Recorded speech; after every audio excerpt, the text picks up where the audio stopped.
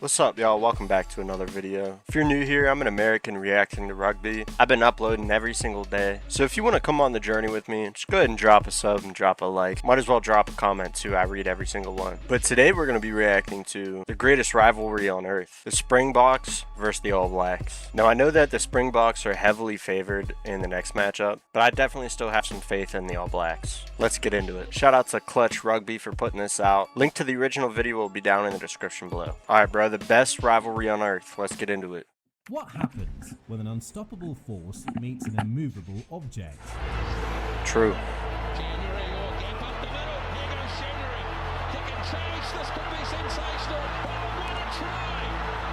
Nice.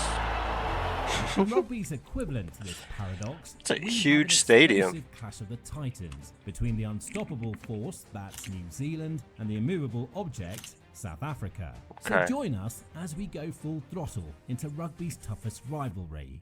This is Clutch Rugby.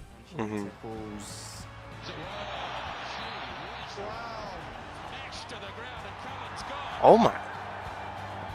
Yo, come on, dude. What was that? Really, dude?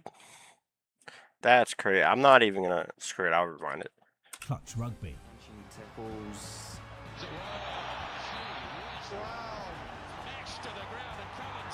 That's crazy. That's crazy. The greatest rivalry in world rugby began on August the 13th, 1921.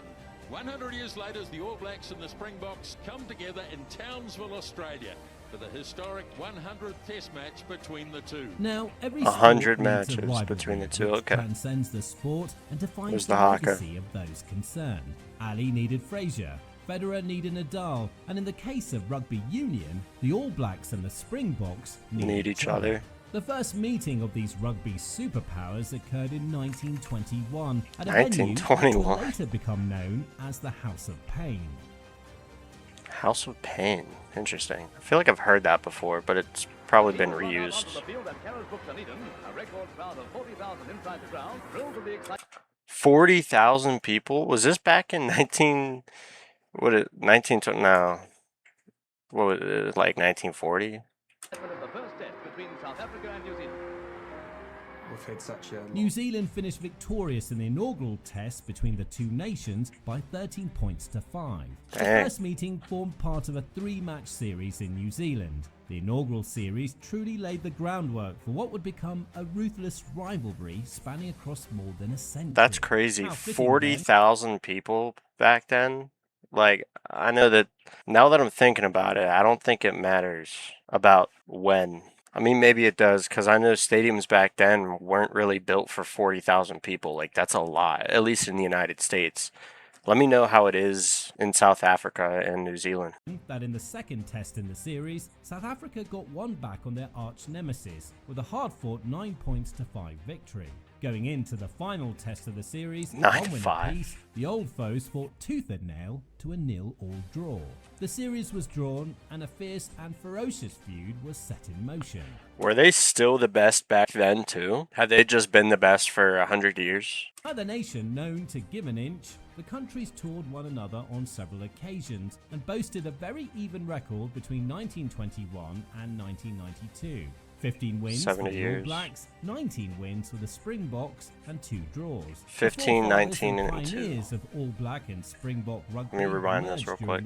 15 wins for the All Blacks, 19 wins for the Springboks, and 2 draws. The forefathers and pioneers of All Black and Springbok rugby emerged during the time, with iconic names donning the black jersey, such as Colin Meads, Brian Lahore, and Buck Shelford.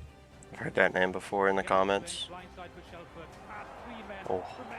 On the other side of the coin, Springbok legends Danny Gerber, Freek du Preez and Naas Botha etched their name into the lore of the green and gold.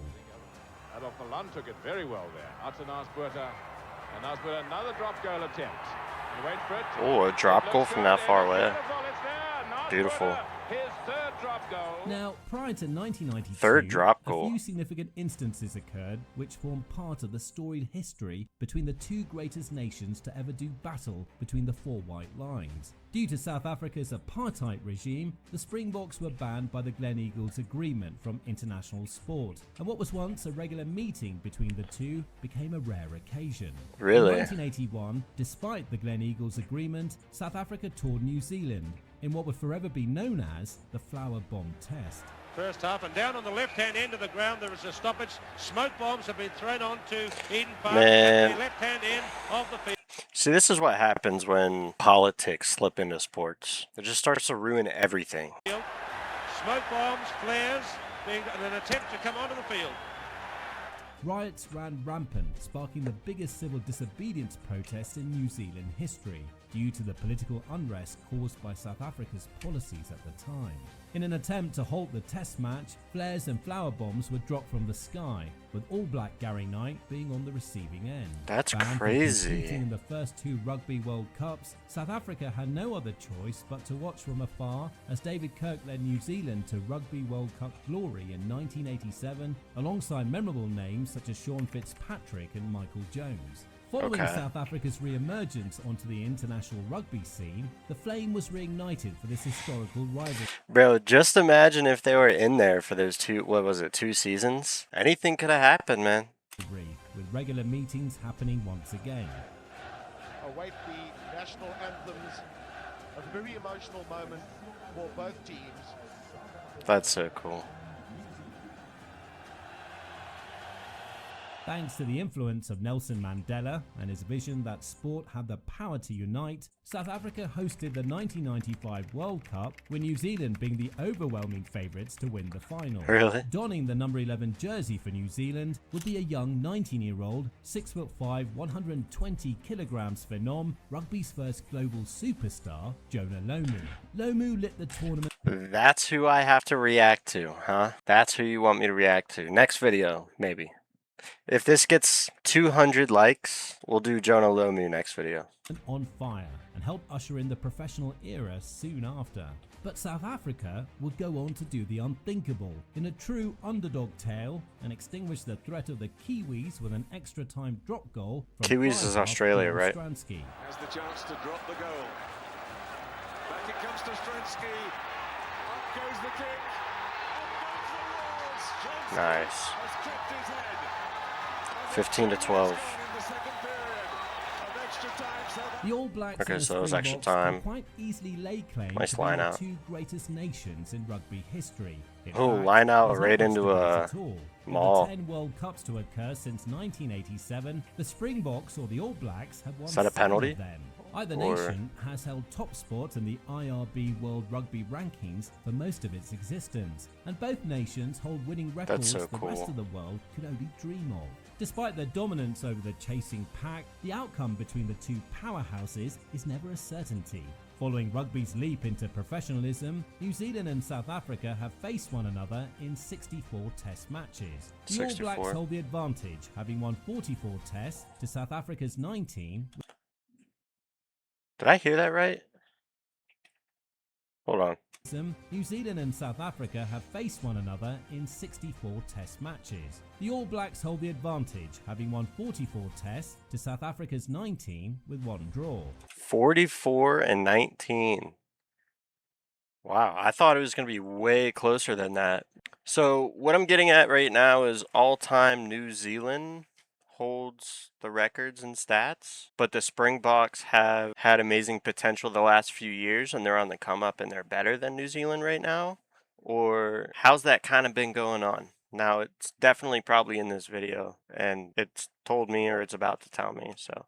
Since the 95 World Cup, South Africa has added 3 further World Cup crowns to their tally, including back-to-back titles in 2019 and 2023. Yeah, New Zealand, on the other hand, have added a further 2 titles to theirs, finally getting the monkey off their back in 2011 and going on to retain the World Cup, being the first nation to do so in 2015. A conflict of styles, Every encounter includes questions of whether New Zealand's expansive and exciting running rugby will overcome the bruising and brutal approach of the Springboks and vice versa. Within the context of the battles between the teams are numerous individual rivalries that have taken place, whose tactics will come out on top. In the past, we've seen Sir Graham Henry versus Jake White, Sir Steve Hansen versus Rassie Erasmus, and going into this year's test, we have the mouth-watering encounter of Razor versus Rassie.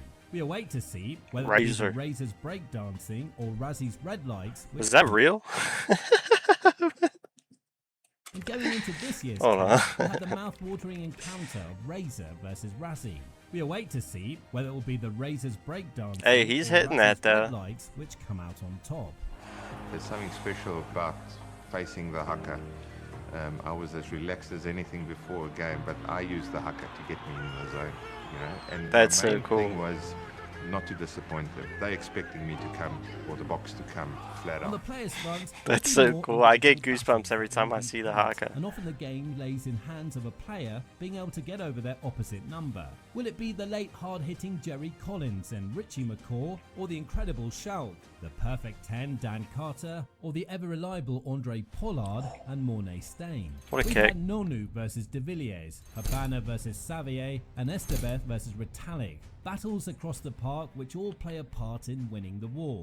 Each I don't know game any of them. carries with it prestige and honour, with everything being left out on the field. In and amongst the blood and sweat and tears, for every rugby purist to witness is the essence dude, of what was that, it, man? prestige and honour, with everything being left out on the field. In and amongst That was the blood definitely a and yellow sweat card and or something, tears, right? for every rugby purist to witness is the What was that? essence He of like the grabbed beautiful his game throat. we consider so dear to our hearts. The green and gold versus the All Blacks has given several memorable encounters, and going into every World Cup, it's assumed whichever side can get the better of the other, should they meet, will go on to lift the trophy. Oh. This has certainly been the case. Oh no, he didn't make it. The ABs and the Boks met in the semi-final of the 2015 World Cup, and thanks to a masterclass from two-time Player of the Year Dan Carter, the All Blacks secured the victory. Beautiful and went on to win the drop tournament goal, against man. Australia. The last time these two met was in the 2023 World Cup final, where South Africa narrowly won the game by 12 points to 11.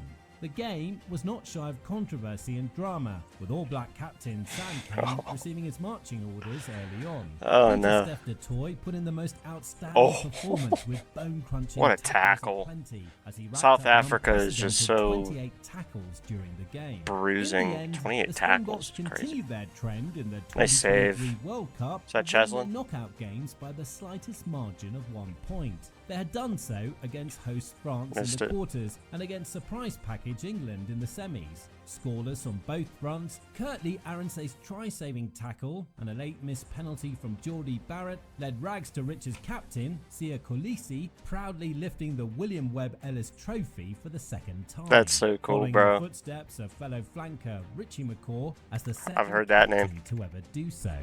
Really? You know, they're up there with New Zealand, with Australia. You know, there's lots of teams that might do well every now and again, but you come to expect, you know, a really high level from South Africa. I think the relationship between All Blacks That's and South cool. Africans, it's a mutual, strong respect. They're the world champions, and everyone wants to chase that. Yeah.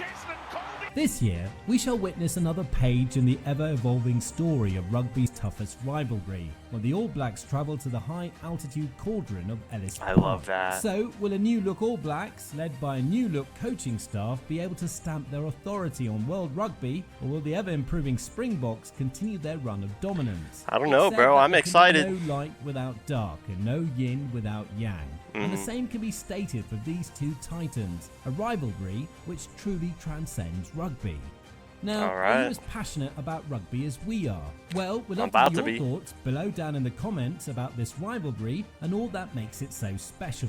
Be sure to like agree and with him. subscribe to stay up to date with in-depth insights into I also agree with him. Alright guys, if you enjoyed that video as much as me, please hit that sub button and drop a comment down below what you thought about it. I really appreciate your support on the videos. And let me know if you want me to create like a Discord server or something for you guys. If you want to talk to me or give me ideas or whatever, just let me know. And I'll see you guys in the next video. Peace. Okay, wake up, look out the window, roll one, smoke out the place, so we can take a trip out to Rome or maybe just San Diego. You can bring the luggage, the cases,